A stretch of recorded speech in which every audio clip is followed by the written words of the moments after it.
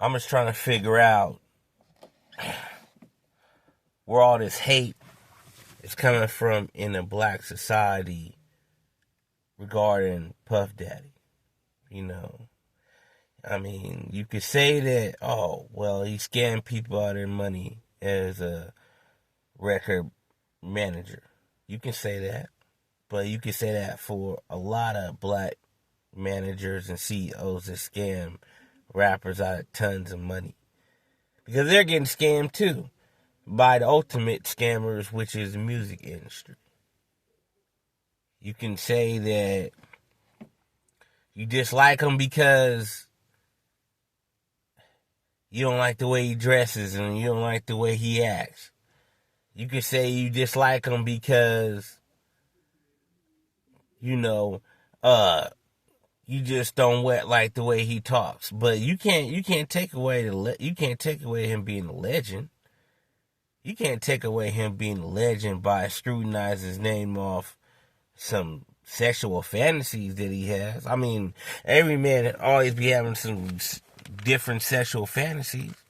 You know, that's why Pornhub is the #1 website that everyone goes to see different types of categories. They don't just stay in the same category.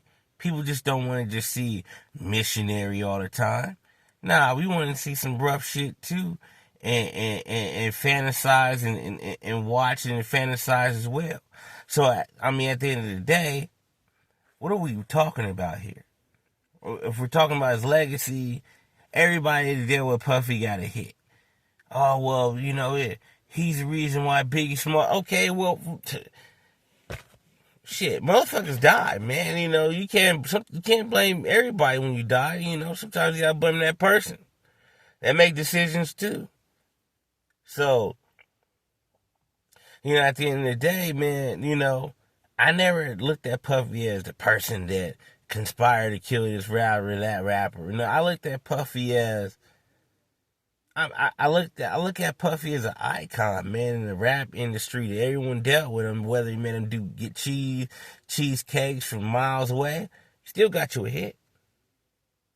And that's what people don't understand is he still got you a hit, nigga. I don't give a fuck what you say, man. He made sure that the song was a hit. He didn't put it out unless it was a hit. Now, you know, you got all these singers and shit singing and complaining now. You know, Puffy, you know, I can't walk because of him, or I'm broke and you're broke. It's Puffy's fault that you're broke. It's Puffy's fault that you're broke. It's Puffy's fault that you couldn't make another hit ever again. It's Puffy's fault that you fell off. And that's what I just been hearing about, just a whole bunch of rappers and ex-singers, you know, and bodyguards. Mad for the simple fact that Puffy still has money and they don't have no money no more. This is the problem in the black community, is when you have money, you're supposed to give it all away. But then when you don't have money, ain't no one supposed to give money to you. And that's a cold way of life. That's a cold way of people thinking. That's the cold way of the black community being. But it's rough. You know what I'm saying? Like, so when you really start from the bottom, you start from the bottom. I don't agree that niggas gotta get money and share. You get your money.